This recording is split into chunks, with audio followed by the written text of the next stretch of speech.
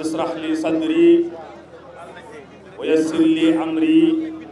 wahlul uqdatan min lisani yafqahu qawli wax leen ñun ay jullit lañ yàlla mooy sunu boroom lislaam mooy sunu diine alquran mooy sunu téere jullit yi nooy sunuy bokk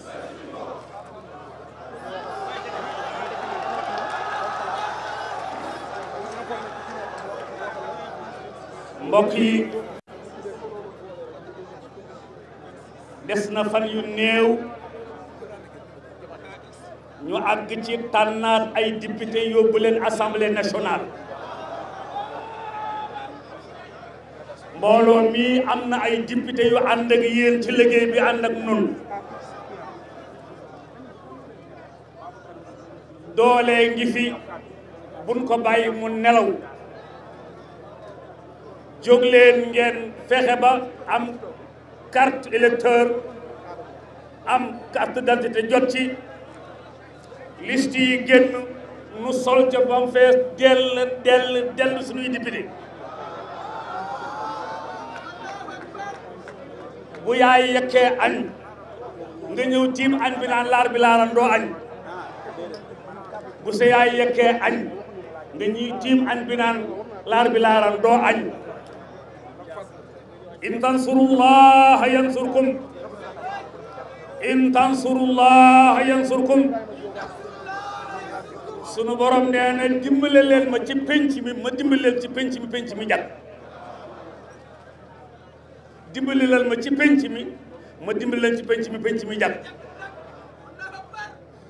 am nañu la xasaa yu nekk ay député ànd ak ñun ci liggéey bi lu mu leen jaral nel ko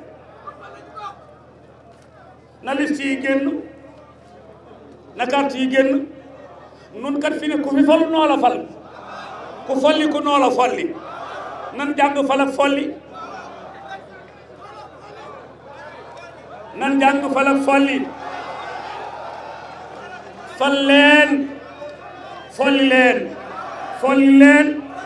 fal leen dañoo bëgg nga dugg ci liste bi de dañoo bëgg nga dugg ci liste bi mel ni yow bu leen ci liste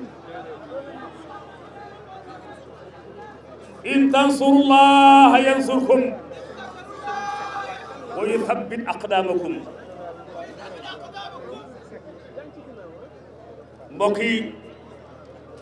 li woon de mi ngi fi ñu ko def na woon fi nekkul yàlla na yéen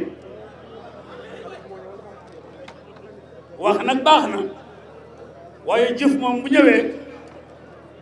mën naa yëkkati wax teg fële wala boog mu ànd ci ginnaaw wax ñu bokk jëf yàlla nu yàlla boole nangul man nag léeg-léeg su ma taxawee fii balaa may jeexal sama xel day ñëw ci aaya yi inna allazina kafaru yunfiquuna amwaalahum fi liyasuddu an sabilillah fa sa yunfiquunaha summa takunu alayhim hasra summa yughlabuun li muy tekki mooy nun ñii kenn du ñëw di ñu jox ñuy def lii nun nooy làmb suñu poos def ko làmb leen seen poos def ci liggéey bi waaye bu leen ca yem wuti leen carte électeur carte wate bu jotee balaa yàgg élection législative yi ñëw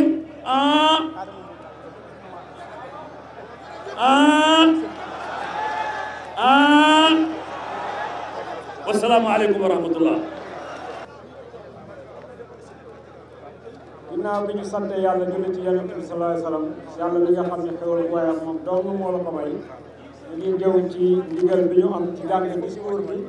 en français ci jéem a jàng la ñu wax. ànd sàmm jikko yi association pour la préservation des valeurs.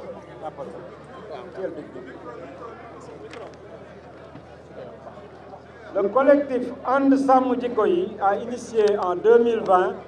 un processus allant dans le sens d'informer les Sénégalais sur l'agenda pro-LGBT des Nations Unies déroulé au Sénégal depuis 2016. Cette initiative, qui a eu comme résultat la signature d'une pétition soutenue par plusieurs millions de Sénégalais, dont les autorités religieuses, coutumières, la société civile des associations de jeunes, de femmes et la fameuse journée du 23 mai 2021 ici à la place de la Nation pour demander l'arrêt de cet agenda odieux et la criminalisation de l'homosexualité. Il s'en est suivi une proposition de loi déposée le 22 décembre 2021 à l'Assemblée nationale, mais injustement bloquée par 9 personnes du bureau de l'Assemblée. 9 personnes ont violé la loi, se sont donné des prérogatives que ne leur confère pas celle-ci, ont exagérément refusé à leurs collègues de la plénière de statuer sur la dite proposition, ont décidé de torpiller la volonté du peuple et enfin ont montré tout leur mépris à l'égard des souteneurs de la proposition de loi, notamment les khalifes généraux, le clergé catholique et les autorités coutumières. Sénégalaises, Sénégalais, nous sommes à un tournant décisif de notre vie de nation, de notre pseudo-république. Une république qui se dit démocratique tout en ignorant foncièrement la volonté de la majorité. Une république qui se dit démocratique alors que le chef de son exécutif se donne le droit de proférer publiquement des menaces à peine voilées contre le peuple qui n'a fait qu'invoquer et exercer ses droits constitutionnels. Article 10 de la Constitution. Un état de droit où les lois et règlements sont violés par ceux qui sont censés incarner les institutions. Peuple du Sénégal, je vous rappelle qu'ils ne pourraient nous traiter ainsi si nous ne les avions pas mis là où ils nous regardent avec dédain. L'heure de choisir des députés qui seront aux côtés du peuple et non sous les ordres de l'exécutif n'est-elle pas arrivée? Lii nag dama koy bamtu mu ni l'heure de choisir des députés qui seront toujours aux côtés du peuple et non sous les ordres de l'exécutif n'est-elle pas arrivée? Cette question ne peut se régler qu'à l'Assemblée nationale, sachons-le. Inutile de vous rappeler ce proverbe wolof. Bukki bu yabee waxambaane sa doxin wala. Bukki bu yabee waxambaane ci doxin wala. S'il y a une s'attaque à un gaillard, c'est à cause de sa démarche nonchalante. Ce ne sont ni les Nations Unies, ni l'oligarchie mondialiste, ni les loges maçonniques qui vous ont porté là où vous êtes, mais plutôt le peuple sénégalais. Rappelez-vous cela. À défaut, on en tirera toutes les conséquences. Le peuple veillera sur ce qu'on a de commun, la chose publique. Je ne pourrais terminer sans dire aux Nations Unies que son agenda est voué à l'échec au Sénégal. Jamais l'inclusion des personnes LGBT ne se fera dans notre cher pays de la Teranga. Et en plus de l'exigence de l'arrêt de l'agenda pro-LGBT, de la criminalisation de l'homosexualité, nous ajoutons le respect de la loi par tous, le respect de la volonté populaire, l'arrêt de la soumission du législatif à l'exécutif, le respect de notre patrimoine immatériel, le respect et la prise en compte de nos autorités religieuses. Ceci n'est pas négociable. Je vous remercie, Seigneur Ababacar Mboup, à Dakar. Seigneur Ababacar Mboup dafa ni ma dolli leen ci ginnaaw li nga xam ni mooy musiba yi alxuraan wax te sunu ustaas yi di ñu ko wax bis bu ne ak loraange yoo xam ni bu ñëwee du yem ci bopp boroom ñu xamal ni 1981 ci la sida njëkk a feeñ ñu gis ni ñi ëpp ñi koy am góor jigéen lañu ñu génne ay milliards de dollars par année ngir faagaagal sida ñoom nag ñu ni nañ ko teg seen loxo ñu ngir ñu sensibiliser seeni mbokk pour ñu moytu waaye bañ leen joxee milliards de dollars yooyu dañ ko def pour gën a dooleel seen bopp moo war tey gouvernement yi ñëpp ak droit de l'homme yi ñëpp di topp seen ginnaaw ba ñu demee di xeex sida at bu ne dinañ ci def plus de 2000 milliards ba 2013 ñu gis ni sida delluwul ginnaaw docteur yi daje ca Atlanta docteur monde bi yëpp woo association yi jàppale sida ak droit de l'homme yi ñëpp ñu ni leen ñi jàppale góor jigéen ñu ni association yooyu tegandi leen góor jigéen boo leen ko mënul bàyyi tegandi leen ko ci suuf bu dul loolu duñu mës a daan sida ndax ñu ngi fàttali ni sida góor jigéen yee ko gën a lawal ci àddina te ba léegi ñoo ko ci fii gën a lawal def na 38 millions de morts def na 796 000 morts daaw rek daaw. Baye Sidi Laye mu yëkkati kàddu xalif général Laye. allahu akbar allahu akbar allahu akbar alhamdulillah ñu ngi sant yàlla bu baax di ñëw ci suñu tuuma Mouhamadul Amin di nuyu ñëpp sëriñ bi nag yónni woon ñu ngir ñu doore xam na touché yi gërëm ànd sàmm jikko yi ci taxawaay bi nga xamante ne ñu ngi ko taxawal umma islamique bi yëpp taxawal ko këri diine yëpp waaye jiital ci kër Seydina Limaamu alayhi salaatu wassalaam ndax ku xam Seydina Limaamu alayhi salaatu wassalaam xam ne teeloon na xam ne addina fii la jëm